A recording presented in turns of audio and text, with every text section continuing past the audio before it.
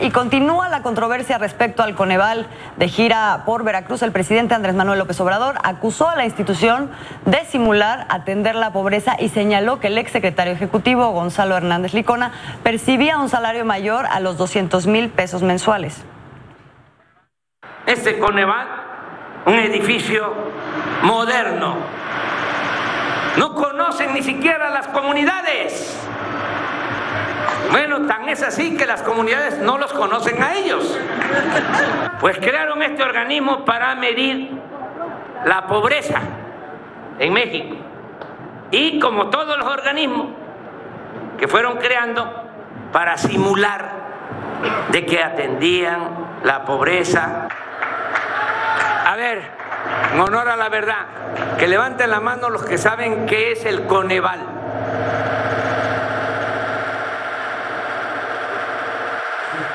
Bueno, y en respuesta, el exdirector del Coneval, Gonzalo Hernández Licona, aseguró en Twitter que la declaración del presidente, la cual en este momento no la pudimos ver, pero también la dijo el día de hoy, es errónea, y compartió una foto de la página de transparencia del Coneval en la que se aprecia que la cantidad de su sueldo mensual era menor a la señalada por López Obrador. Bien, ahí vemos la diferencia entre lo que planteaba el presidente, que se creó un salario de 200,000, y realmente lo que sostiene que gana de ex titular de Coneval, que son 91,000 pesos. Ahora, sobre esto, vamos a resumir los acontecimientos que se han suscitado alrededor del Consejo Nacional de Evaluación de la Política de Desarrollo Social, el Coneval. El 22 de julio fue destituido el doctor Gonzalo Hernández Licona, quien estuvo en el cargo desde 2005, y fue sustituido por el doctor José Nabor Cruz. El 23 de julio, el presidente de la República, López Obrador, negó que la destitución de Hernández Licona fuera por la crítica que hizo el exsecretario sobre las medidas de austeridad e insistió en que la decisión se tomó un mes atrás. Para el 25 de julio, López Obrador mencionó la posibilidad ya de desaparecer el Coneval y transferir sus obligaciones al INEGI por considerarlo un órgano oneroso. Al día siguiente, el presidente difundió un informe en el que se muestra el aumento en los gastos de la institución y la permanencia de sus directivos por más de 12 años en distintos cargos. Ese mismo día, el Coneval emitió un comunicado en el que aclaró que el crecimiento de la estructura y de su presupuesto se debía al aumento de carga de trabajo y sus obligaciones. Finalmente, ayer, 27 de julio, el ahora exsecretario Gonzalo Hernández Licona dijo en entrevista con Proceso que desaparecer al Coneval sería un enorme error. Y bueno, ya se encuentran con nosotros nuestros analistas Jorge Luis Fuentes y Gerardo Priego para hablar sobre este tema. Bienvenidos, muchachos. ¿Qué tal? ¿Cómo están? Buenas noches. Buenas noches. Buenas noches. Pues miren, más allá de lo que dice uno, dice el otro, lo que parece estar como en el fondo es ¿qué hacer con el Coneval? ¿En qué tendría que convertirse el Coneval? ¿El Coneval tendría que desaparecer? ¿Tendría que ajustarse a nuevas normas presupuestarias? ¿O tendría que seguir como hasta ahora ha estado funcionando? ¿Qué piensan ustedes? Bueno, yo opino que independientemente de la permanencia o no del Coneval, que me parece que va a prevalecer, solo hacer una precisión aquí, el sueldo que anuncia el exsecretario es aquel que tiene después de la ley de salarios máximos que se comienza a aplicar después de diciembre. Muy bien. Que nos diga cuánto ganaba antes del 1 de diciembre del año pasado. Es una importante precisión. Bueno, el caso es que es bueno medir la pobreza, es bueno medir la aplicación de las políticas públicas destinadas a la pobreza o encaminadas a combatir la pobreza. Es magnífico. Pero cuando estás en un país con esta abundante pobreza y pasan los años desde el 2005 que fue creado el Coneval y lejos de estar consiguiendo que las políticas de pobreza tengan un impacto positivo en la gente, la pobreza sigue aumentando, entonces uno se pregunta, bueno, ¿cuál es la función práctica, eficaz y eficiente de esta institución y de los aumentos presupuestales que ha venido teniendo a lo largo de estos años para el combate a la pobreza? Si no es el combate a la pobreza la tarea fundamental y sus resultados no están existiendo, entonces la pregunta que el presidente se ha venido planteando acerca de la necesidad o no de su desaparición me parece bastante pertinente.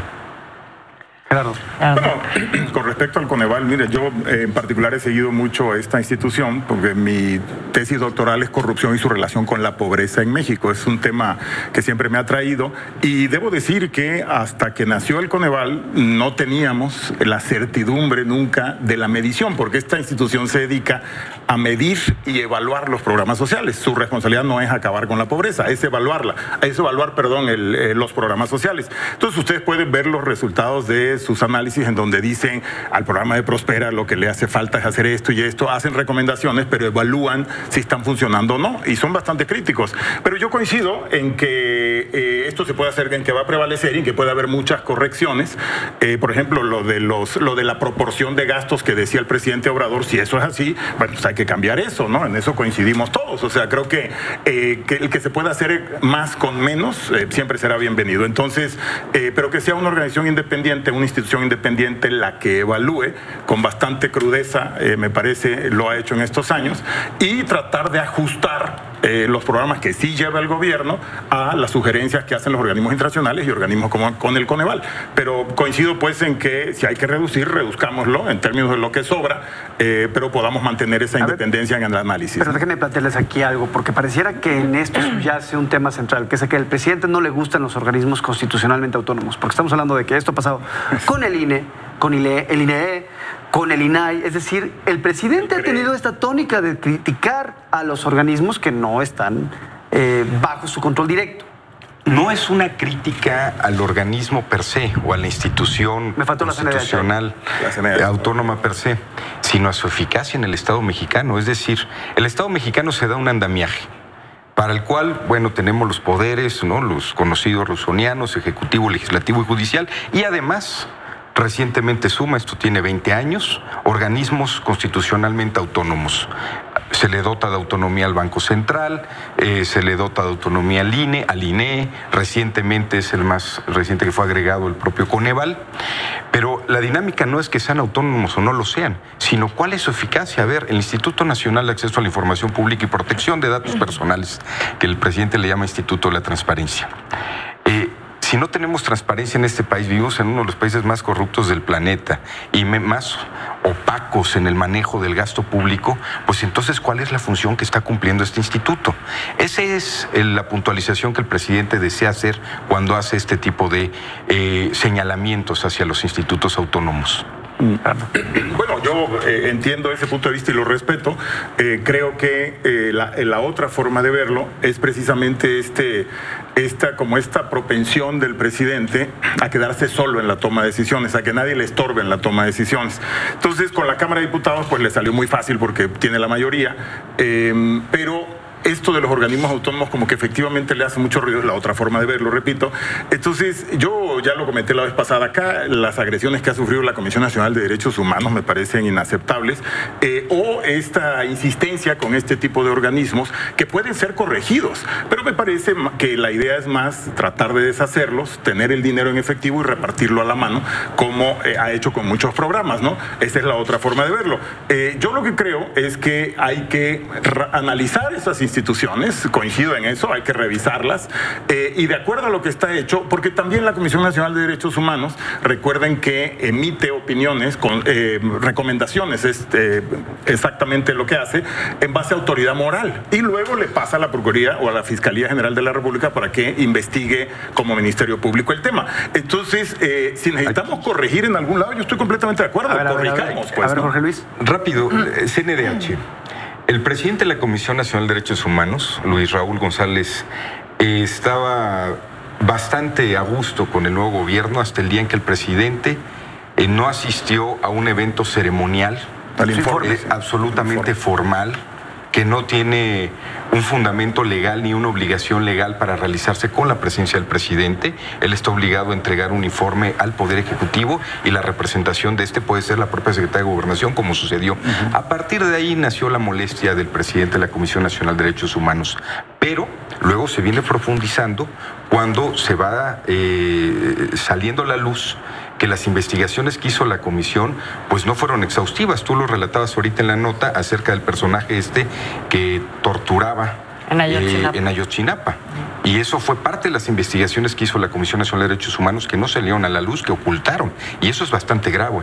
Ocultaron parte de la evidencia de una investigación que afecta al Estado mexicano en el lado más humano, como es Ayotzinapa.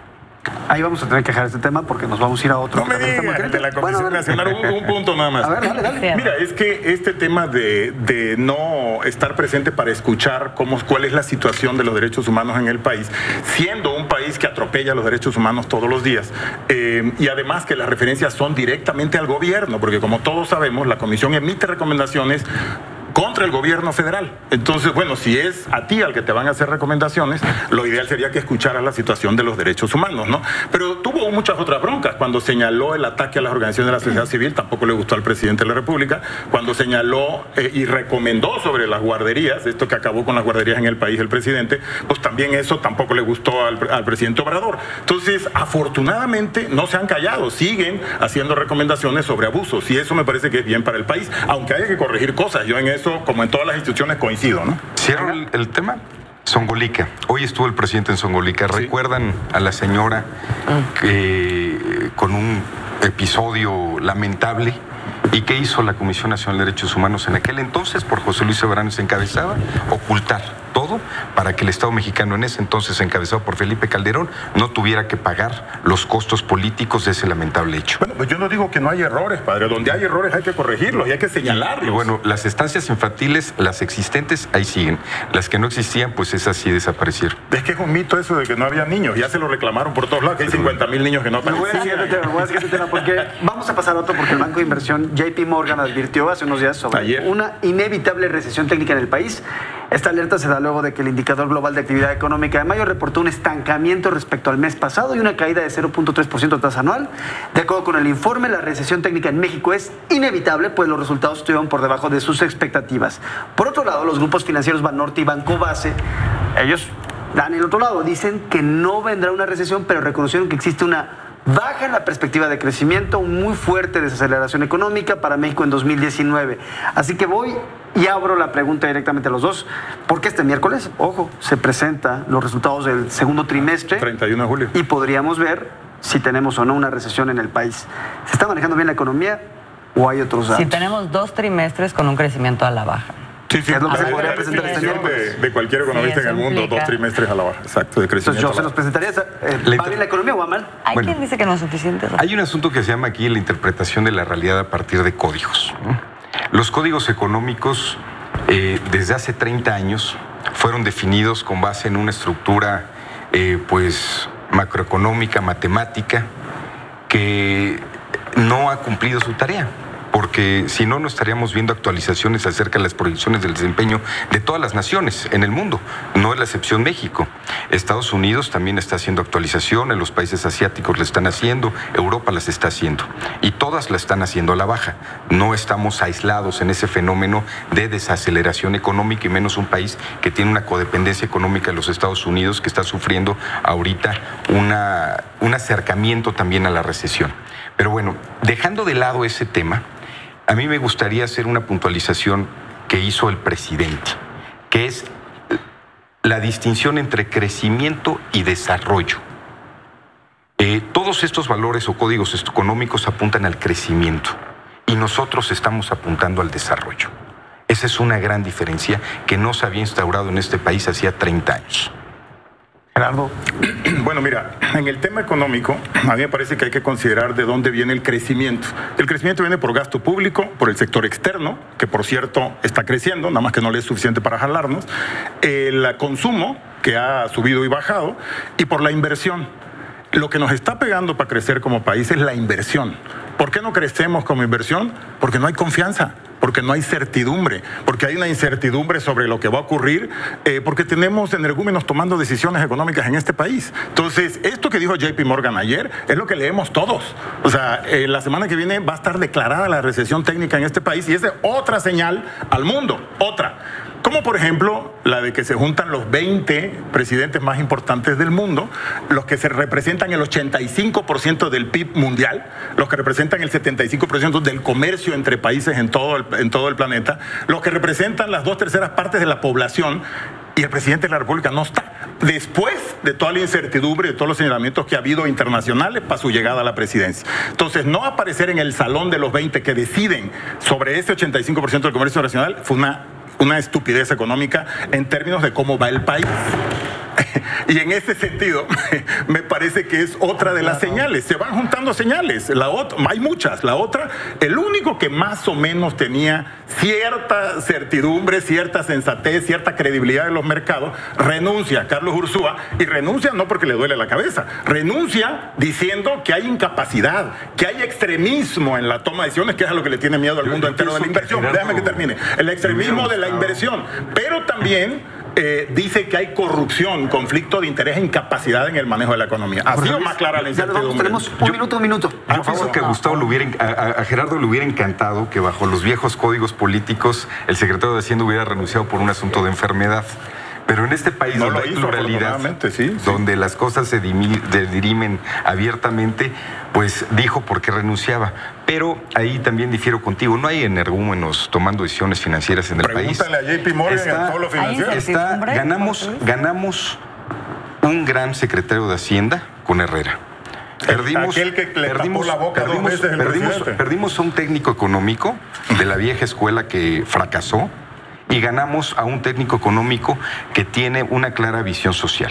Eso es lo que sucedió. Ahora, rápidamente, ¿por qué están enojadas las casas estadounidenses? Pues porque estamos revalorizando a Pemex. Está dejando de ser el punto de venta que ellos pretendieron que fuera, y nosotros le vamos a dar un impulso para que sea la empresa que desarrolle el país y haga lo que tú estás comentando que se necesita. Y otro dato adicional, las ventas minoristas aumentaron. ¿Eso qué quiere decir? Que la política social de México de irradiar dinero abajo está teniendo resultados positivos. Señores, con esto nos tenemos que quedar. Muchas gracias por haber estado con nosotros esta noche, como siempre. Jorge Luis Fuentes, Gerardo Priego, un gusto haberlos tenido aquí esta noche en M22H. Señores, muchas gracias. Un gusto. Muchas gracias. Bueno, Nos vamos a corte rápido, regresamos, tenemos más información aquí en M22H.